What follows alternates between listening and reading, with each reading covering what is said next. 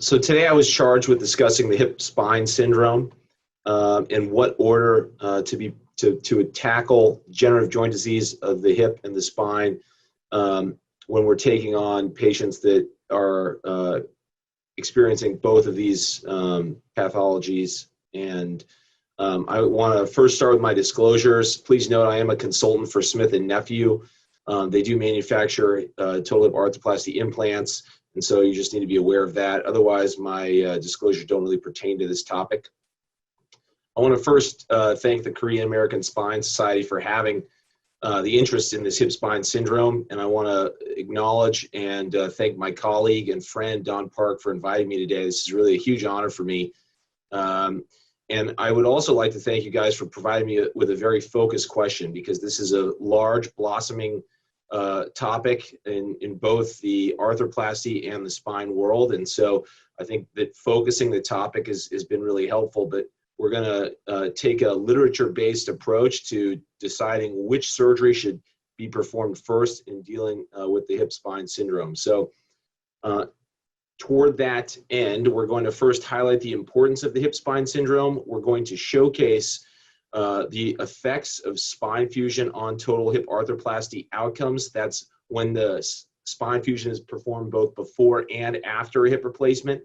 And then we're going to discuss comparatively how these effects may determine your choice of which surgery to be performed first. And then I'll go over my literature-supported treatment algorithm for these patients. So really briefly, as you know, the hip spine syndrome really is defined by concurrent existence of degenerative joint disease in both the hip and the spine. We know that total hip arthroplasties and lumbar spinal fusions have excellent results in both pain relief and improving function in these patients, but there's really no established guidelines on which problem to tackle first. When I was first delving into this research topic, it can be quite daunting, especially for a hip surgeon, because we're frankly not as smart as you guys. And so ultimately, when we see these schematics with lots of angles, it can be a little bit off-putting. I have subsequently simplified a lot of these things into understanding that at its most basic foundation, positioning the leg relative to the axial skeleton is a dual hinge mechanism. And there's a posterior hinge that's represented by the spinopelvic segment, and there's an anterior hinge that's represented by the femoral acetabular segment.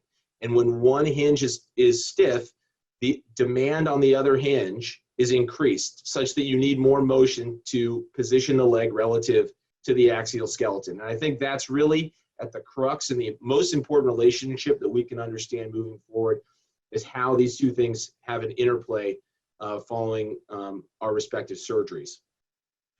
Let's see, advance. I'm having trouble. Oh, here we go.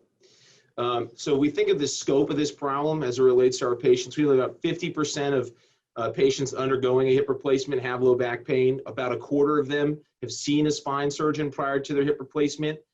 Over 40% of patients undergoing total hip arthroplasty have a sagittal spinal deformity. About 4% have undergone prior spine surgery before their total hip arthroplasty. And we know that pre-existing spine disease and surgery are associated with lower patient-reported outcomes post-total hip arthroplasty. And the real impact of all of these things is that when you look at the rate of dislocation in all comers for total hip replacement, it's about 2 to 4% based on modern Medicare data. When you look at the rate of dislocation in patients with hip spine syndrome, and whether that's spine disease, spine stiffness, or having previously undergone a spinal fusion, that rate jumps up to about 8 to 18%.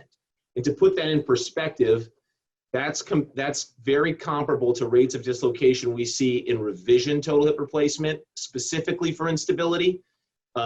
Patients that have compromised trochanters and gluteal muscular attachments, and then also in patients that are undergoing megaprostheses for oncologic purposes. So extremely high rates of dislocation in a very sort of common patient presentation in our practice. We also know that looking at the literature, there's poor outcomes when total hip arthroplasty is done after a prior lumbar spine fusion. Okay, we can look at this. Hey guys, thanks for watching. To continue, please log in or create an account for free. Thank you for your support.